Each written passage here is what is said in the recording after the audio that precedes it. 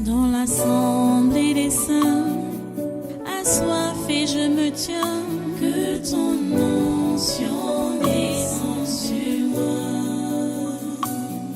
Conscient que mon destin est dans le creux de ta main, que ton onction descende sur moi. Je suis disposé, assoiffé, que ton onction descende sur moi. Je suis disposé, assoiffé,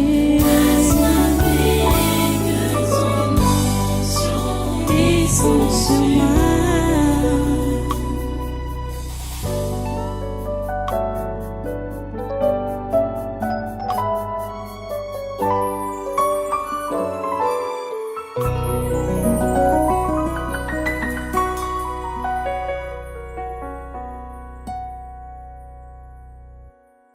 Si, au niveau de ta chrétienté à toi, depuis que tu as cru, rien n'a changé dans ta vie, il n'y a pas de nouveauté dans ta vie, ça veut dire que tu es juste un religieux. Tu n'as jamais été converti.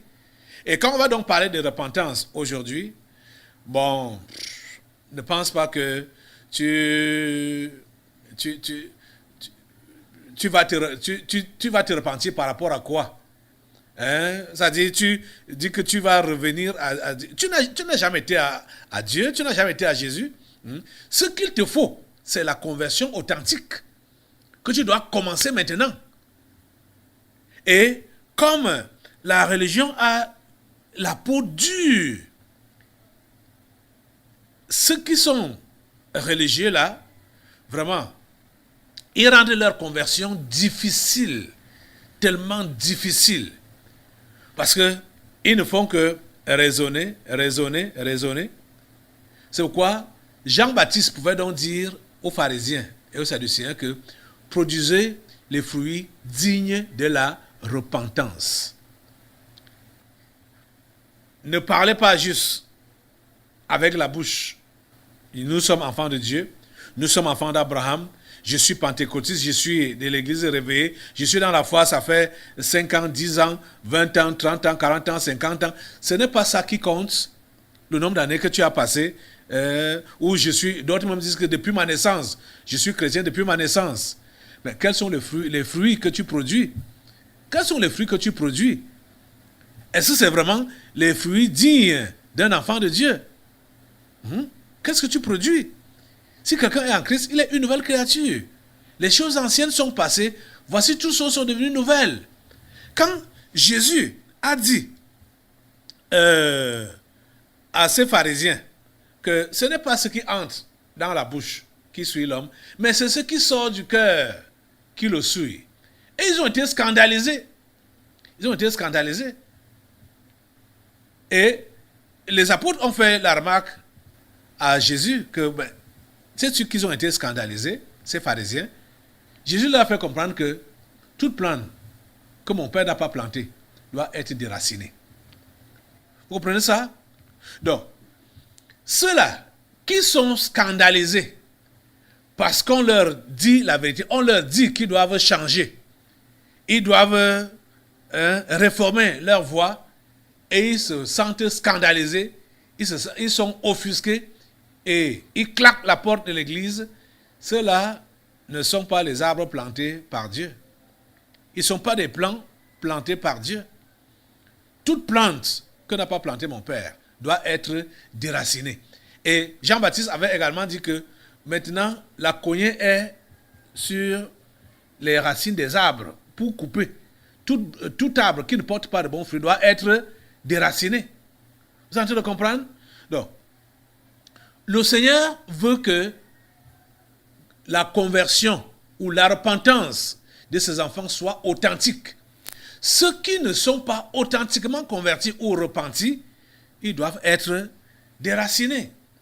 Aujourd'hui, je suis en train de vouloir vous faire comprendre, pour ceux d'entre vous qui êtes dans de sales draps, que vous n'êtes pas dans ces sales draps parce que cela est tombé sur vous comme ça, bram. Je vous dis, quand je dis ça, vous êtes dans le péché. Ce n'est pas parce que c'est tombé sur vous d'un seul coup. C'est parce que vous avez accepté ça dans vos pensées. C'est-à-dire en discutant avec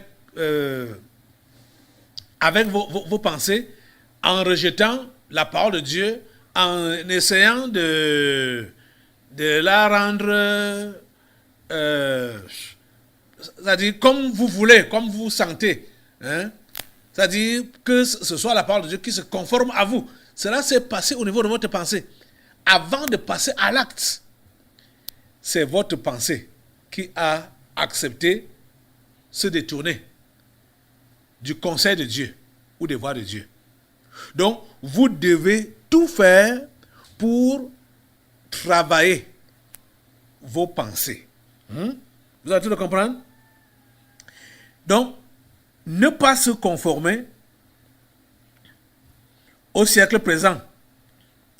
Et il faut être transformé par le renouvellement de l'intelligence. Et qu'est-ce qui peut renouveler votre intelligence? Qu'est-ce qui peut vous transformer? Ce n'est que sa parole. Ce n'est que sa parole. Vous avez en train de comprendre ça? Ce n'est que sa parole. C'est la parole de Dieu qui nous transforme. C'est la parole de Dieu qui nous renouvelle. C'est la parole de Dieu qui nous refait.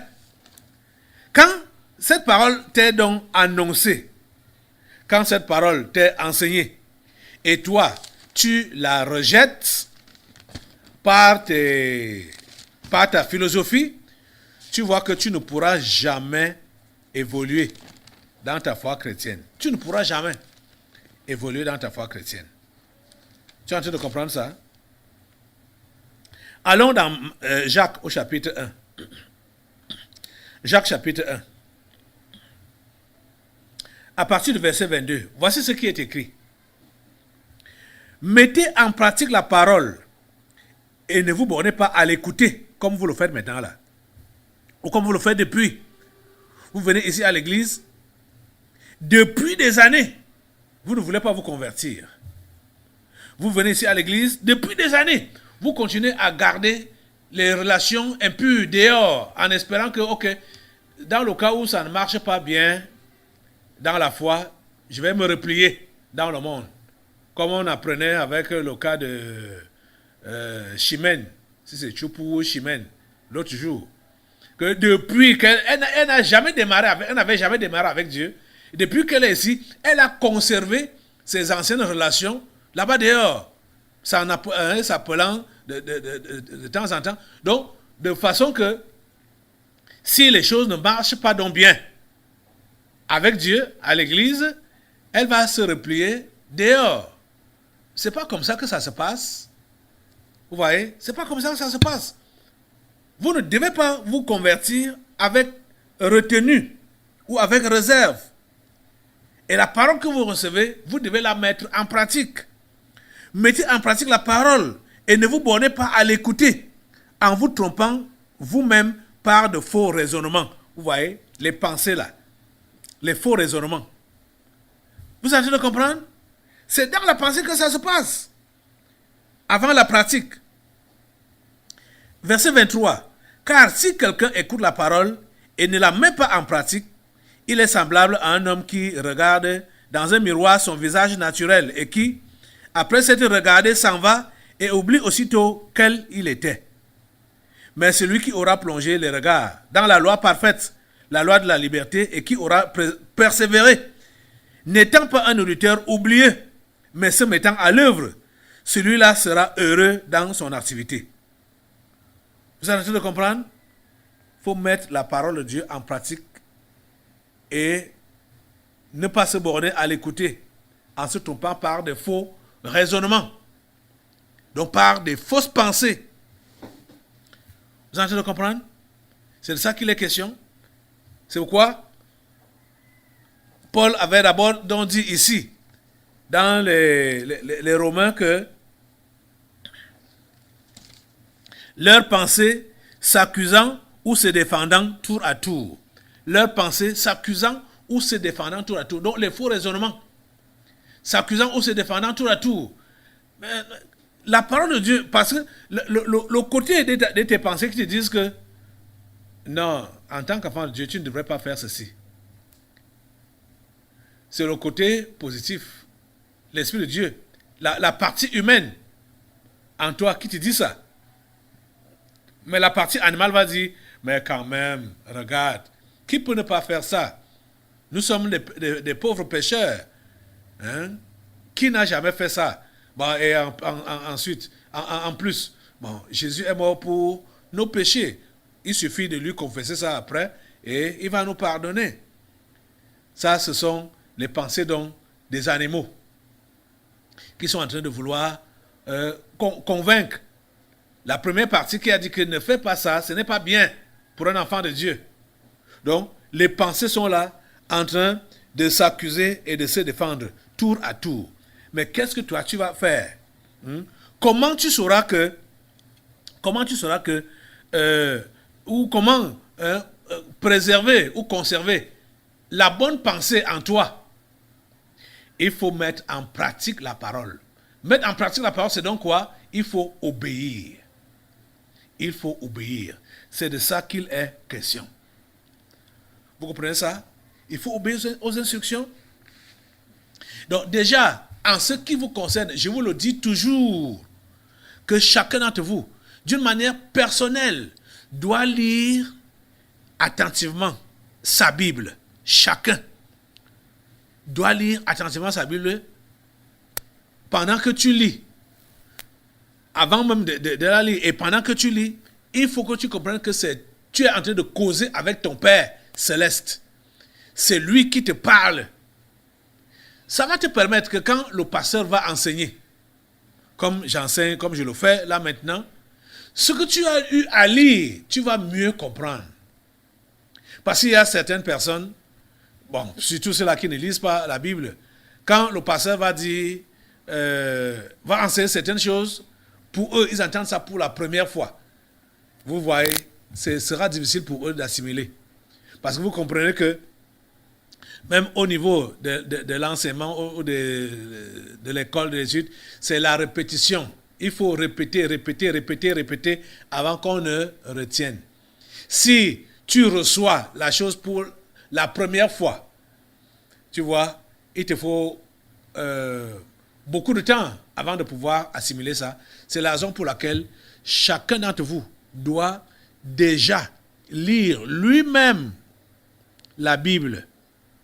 Personnellement, faites ça vraiment au quotidien. Faites ça avec assiduité.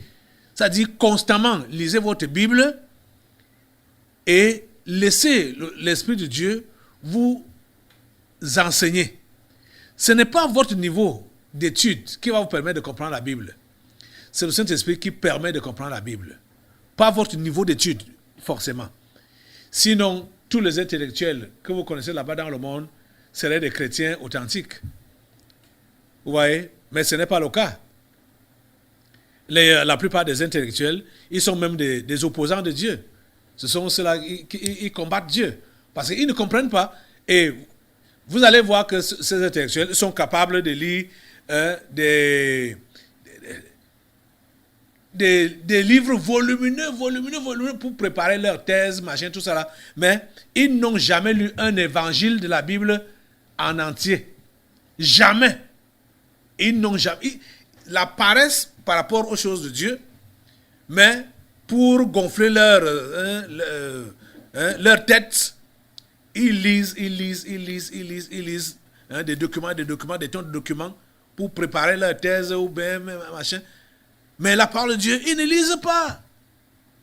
Lisez la parole de Dieu. Lisez la Bible et mettez en pratique ce qu'elle vous enseigne. Je vous ai souvent dit que si vous arrive de ne pas comprendre, il faut me signaler cela, ce que vous ne comprenez pas. Déjà même, si vous lisez, vous recevez les enseignements ici, vous allez mieux comprendre. Ce que vous avez même mal compris pendant que vous lisiez, cela vous sera expliqué pendant les enseignements ici là. Vous voyez? Donc, je vous dis que la chrétienté est une chose facile. c'est une chose facile. Il faut seulement obéir. Il faut avoir des cœurs dociles, des cœurs soumis et prêts à s'exécuter aux ordres de Dieu. C'est de ça qu'il est question, chers amis. C'est de ça qu'il est question. Ce n'est pas de la magie. Ce n'est pas difficile que vous soyez des bons chrétiens.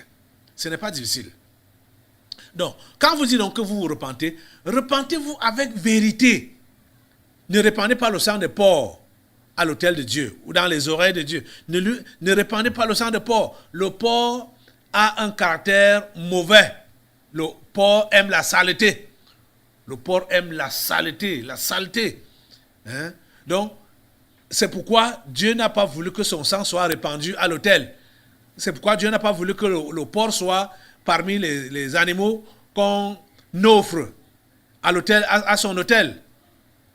C'est à cause de son esprit, ou de son âme sale.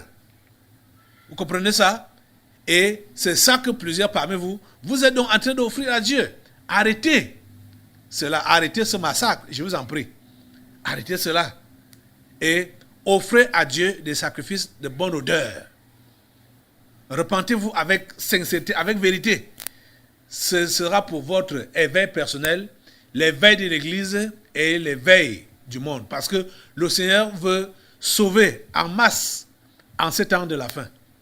Nous sommes pendant cette période-là. La période du deuxième grand réveil mondial.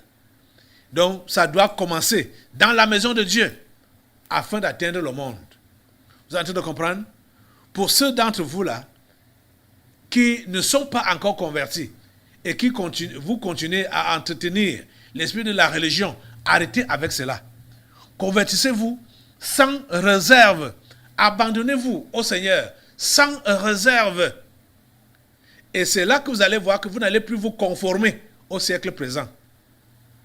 Les pensées mondaines, les habitudes du monde, vous n'allez pas imiter ce qui se passe dans le monde. Ça va vous déplaire, ça va vous dégoûter. Ça va vous dégoûter. Oh mon Dieu, puisses-tu accorder des repentances authentiques, des repentances vraies, des conversions vraies, authentiques. Oh Dieu, s'il te plaît, interviens. Oh Dieu, s'il te plaît, interviens. Au nom puissant de Jésus. Vous n'avez que faire de ce que les gens peuvent dire. Et quand vous vous convertissez, ceux qui se convertissent en ce temps-ci doivent vraiment comprendre qu'ils vont ouvrir la porte à plusieurs derrière eux. La porte de la conversion, la porte de la repentance authentique. Et je vais vous dire une confession, une grand-mère qui a fait ses confessions. Ce que je disais au début là, que quand vous convertissez, et vous repentez, vous confessez vos péchés, ne tenez pas compte de ce que les gens peuvent dire. Si vous avez du souci par rapport à ce que les gens peuvent dire, ils n'ont même pas encore dit, mais à l'idée que, on va dire quoi? Comment est-ce qu'on va recevoir la confession? S'ils sont au courant, qu'est-ce que ça va leur donner? Non. Ne pensez pas de cette façon-là. Ne pensez pas de cette façon-là. Vous comprenez? Vous devez, c'est-à-dire, vous exposer à Dieu. C'est lui qui vous lave avec le sang de son Fils Jésus-Christ. Et il y a cette maman, Frida Uniovi, fidèle auditrice, fidèle internaute, fidèle du tabernacle de la liberté. Cette maman, là, voilà sa photo ici. Dieu, dans sa grâce, a décidé de la sauver à son âge, à l'âge ici. C'est une grâce. Donc, tu n'as rien d'autre, tu n'as rien à perdre. Ce que tu as à gagner, ce sont tes enfants et tes petits-enfants et les autres personnes dans le monde là-bas. Tu dois être dans la prière, dans la sincérité. Et je vais lire ces confessions qu'elle a eu à faire. Confession, Frida Uniovi, révérend pasteur Kalem Guatangana. Je viens tout d'abord remercier Dieu pour t'avoir donné comme père spirituel. Depuis 28 ans que je suis soi-disant chrétienne, pur mensonge. J'avais peur d'envoyer ma lettre de confession à cause de mes petits-enfants, David et Joël, que j'ai connectés au tabernacle de la liberté parce qu'ils disent tout à leur mère, qui est ma fille. Mais comme Dieu m'aime, le Saint-Esprit m'a poussé à le faire pour me laver de toute abomination et souillure. J'ai eu mon aîné, et elle commence dans ses confessions, j'ai eu mon aîné en classe de 3e au collège avec le fils de la sœur aînée de ma mère, Thierry. Donc c'était l'inceste et la fornication. J'ai été envoyé en France pour mes études là-bas. Là-bas, je suis devenue la reine de la fornication, du mensonge, du vol, de l'adultère. J'ai assisté à la messe noire des francs-maçons, secte occultisme. Après 5 ans, j'ai eu une fille avec un homme marié musulman.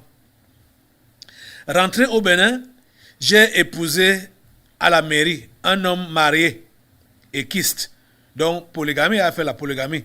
Et l'homme là était dans une secte au Bénin là-bas qu'on appelle Ekankar, et kyste. Donc, fornication, adultère, Ekankar, consultation chez les marabouts, les visionnaires. Je suis catholique. Après la perte de mon boulot, j'ai cherché Dieu et je me suis converti. Malheureusement, rien n'a changé parce que j'ai continué dans la fornication à visiter le temple de la Rose-Croix d'Or. Mais Dieu, dans son amour, m'a délivré de la fornication et j'ai commencé par chercher le vrai évangile. J'ai arrêté d'aller dans les églises dites réveillées. J'étais souvent persécuté par les pasteurs. Martin Chala Essomba souhaitait marier ma fille à un de ses cousins vivant au Canada et j'ai refusé. J'étais à la maison et je cherchais sur YouTube une église qui prêchait le vrai évangile et je suis tombé sur le tabernacle de la liberté. Voyant que l'homme de Dieu était un Camerounais, je ne voulais pas à cause de mon expérience avec Charles Somba. Comme Dieu étant Dieu, j'ai eu le temps d'écouter un de vos enseignements sur le mariage qui m'a travaillé avec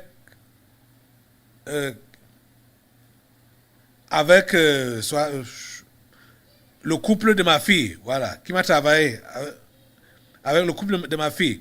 Elle a connu son mari qui était catholique et je lui ai demandé de se convertir pour épouser ma fille. Et il a accepté. Et un mois et demi sans demander l'avis de Dieu, Et aussi, j'avais peur qu'elle vive dans la fornication pour me faire encore un enfant. Ils se sont mariés à l'église du pasteur Josué Awounou. Son foyer a eu des hauts et des bas. C'est après cet enseignement sur le mariage que j'ai vu que ma fille a fait un faux mariage. Je demande pardon à Dieu et à toi, papa. Je viens demander pardon pour toutes mes abominations et tout le mal que j'ai fait à mes 2 enfants et les petits-enfants, filles comme garçons. Seigneur, pardonne-moi, ainsi que mon papa spirituel. Je rends grâce à Dieu et merci, papa Caleb Ngwa Atangana. Voilà la confession de cette grand-mère, Frida. Elle s'appelle Frida Onyovi. Elle est béninoise. Ah, voilà là-bas, qui a donc fait sa confession. Vous voyez, dans l'ignorance, elle a fait ce que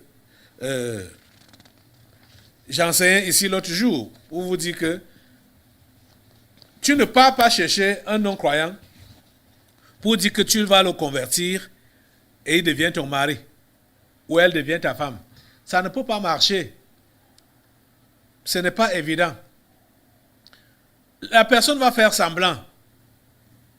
Tu es en train de le conduire à la religion.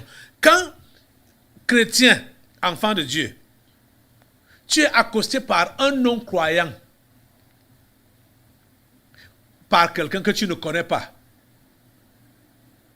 et qui te parle mariage, tu n'as pas besoin de t'arrêter pour l'écouter, qu'il avance un deuxième mot. C'est-à-dire déjà même, je ne sais pas ce que tu peux gagner en t'arrêtant pour écouter un non-chrétien te parler sentiment. Ça n'a pas de sens. Ça n'a pas de sens. Vous voyez, beaucoup des mariages qui ont lieu ici dehors, plusieurs sont des faux mariages, tissés par le lien pour le mal, donc le maire amphérique, qui est donc en train d'unir les simples avec les sorciers, ou qui unit même deux simples qui ne sont pas faits l'un pour l'autre. Donc deux simples dont la femme n'est pas réellement la côte de l'homme. Vous voyez, le lien pour le mal fait ce travail. Donc, étant enseigné, comme vous l'êtes ici, là, vous ne devez pas vous engager dans des mauvais mariages. Et vous voyez, par exemple, comme cette maman, qu'est-ce qui fait à ce qu'elle s'intéresse au tabernacle de la liberté, comme malgré le fait qu'elle a été déçue par un soi-disant Camerounais. Charles Somba n'est pas Camerounais. Hein? Charles Somba n'est pas Camerounais. Charles Somba vient des abîmes. Donc, il a juste sali l'image du Cameroun et surtout l'image de l'évangile au Cameroun parce qu'il se prend pour Camerounais. On a compris les délivrances qui concernaient cet homme. C'est même par lui que ça a commencé ici, là, au niveau des églises, que c'est un esprit qui est sorti des abîmes, du cimetière, le grand cimetière des catholiques ici, à Yaoundé. C'est là-bas que cet esprit est sorti. Il n'a pas de village, il n'a pas de père, il n'a pas de mère. Charles Somba, les gens ne le connaissent pas. Il n'a pas de père, il n'a pas de mère. C'est quelqu'un qui est un autre genre de Melchisedec diabolique ici au Cameroun. Vous êtes en train de comprendre? Donc, maman Frida, qui a été en contact avec lui et qui, à cause du mauvais témoignage qu'il a eu de lui, ne voulait pas écouter ce qui se passait au tabernacle. Elle a été intéressée quand elle a suivi l'enseignement sur le mariage. C'est ça qui l'a remis en confiance. Parce que vous savez que c'est des choses qui ne s'enseignent pas. C'est-à-dire, je ne sais pas comment les pasteurs n'ont pas le courage d'enseigner les vérités à leurs fidèles. Ils ont peur de perdre les fidèles. C'est de ça qu'il est question. Ils ont peur de perdre les fidèles. Mais vous allez regrouper les gens sans leur dire la vérité pour les envoyer en enfer. Les gens doivent connaître la vérité. C'est la vérité qui affranchit. C'est la vérité qui libère. Jésus a dit que vous connaissez la vérité et la vérité vous rendra libre. Donc voilà donc la confession de notre maman. Vous avez suivi comment elle disait que elle ne voulait pas d'abord confesser, craignant que ses petits-fils ne tombent sur la confession ou n'écoutent sa confession à la radio ou à la télé ou sur le net comme ça et puissent rapporter ça à leur mère. Mais l'Esprit Saint lui a dit, c'est ça que tu dois faire. Et elle a fait. Donc, tu n'as pas mal fait. On ne fait pas mal en dévoilant les mauvaises choses qu'on a eu à faire dans le secret. Ça va libérer. Ça nous libère. D'abord, nous sommes les premiers à être libérés. Et ensuite, ça va libérer les autres. Je vais continuer avec une autre confession. C'est celle de Jean-Claude Zoudouengang. Jean-Claude Zoudouengang, voilà. Il dit, bonjour pasteur, je m'appelle Zoudouengang Jean-Claude, j'habite à Paris, je suis marié depuis 2003. J'ai 2 enfants, je suis du Bénin. Je vous adresse cette petite lettre pour ma repentance. Voici mes péchés. Je suis rempli de colère, l'orgueil, distraction, rancune. Je parle pour ne rien dire. Je suis sorti avec une femme mariée quand j'étais célibataire. Ce couple était des amis. J'ai aussi beaucoup menti aux femmes quand je draguais. J'ai été plusieurs fois chez les marabouts pour chercher la protection. J'avais même des amis sorciers, mais je sortais avec des amis pour aller boire. J'ai fumé la drogue, la cigarette, j'ai volé dans ma vie, dans mon ancienne boîte, j'ai fréquenté des prostituées dans ma jeunesse. Voilà le parcours de ma vie. Mais depuis que je me suis marié, j'ai arrêté tout ça. Donc, je demande sincèrement pardon à Dieu et au Seigneur Jésus-Christ. Merci Seigneur. Voilà sa lettre et le voici lui-même. Jean-Claude Zouzouengan. Le voilà. Et au niveau de sa lettre, j'ai souligné là où il a dit là, depuis que je me suis marié, j'ai arrêté avec tout ça. Ça, c'est pour... quand j'ai lu sa confession, j'ai compris que c'est quelqu'un qui veut démarrer avec Dieu. Il veut démarrer avec Dieu. Vous voyez qu'il n'a pas arrêté avec la vie de débauche parce qu'il craint Dieu. Il précise que c'est depuis qu'il s'est marié qu'il s'est amélioré, qu'il a arrêté avec la vie de débauche. Mais ce n'est pas ça qui nous sauve. J'avais connu un individu qui avait cessé de fumer parce que sa femme n'aimait pas ça. Mais c'est plus tard même que j'ai compris que sa femme était une sorcière. Le monsieur même aussi un sorcier.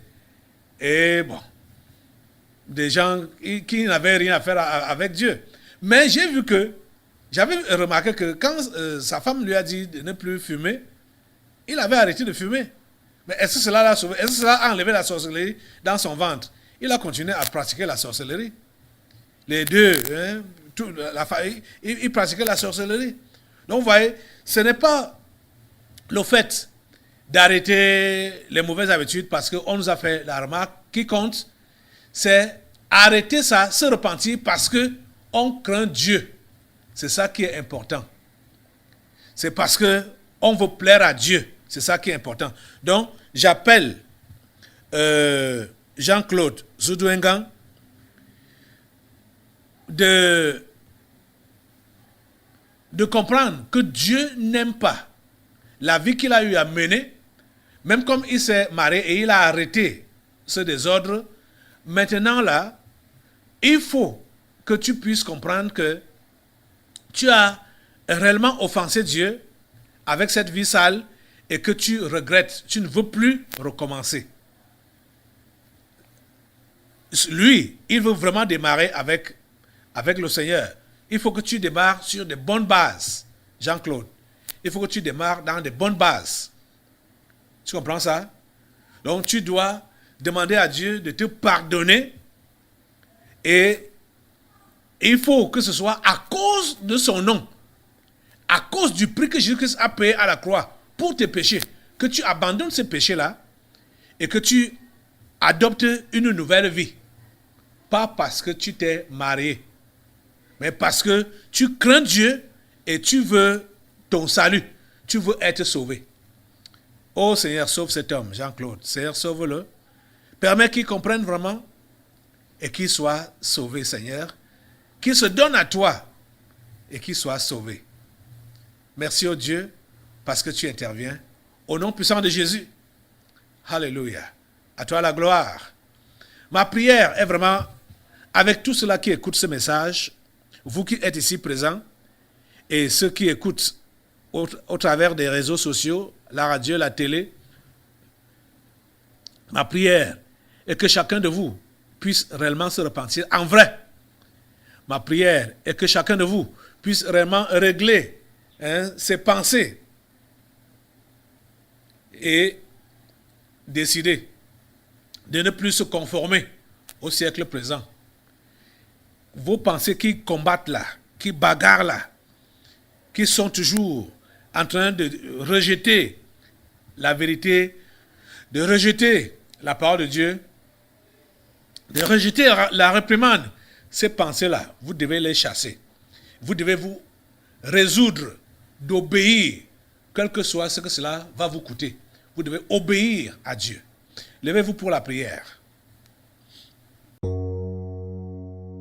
Dans l'assemblée des saints, assoiffé je me tiens, que ton onction descende sur moi. Conscient que mon destin est dans le creux de ta main, que ton onction descende sur moi. Je suis disposé, assoiffé, que ton onction descende sur moi. Je suis disposé, assoiffé,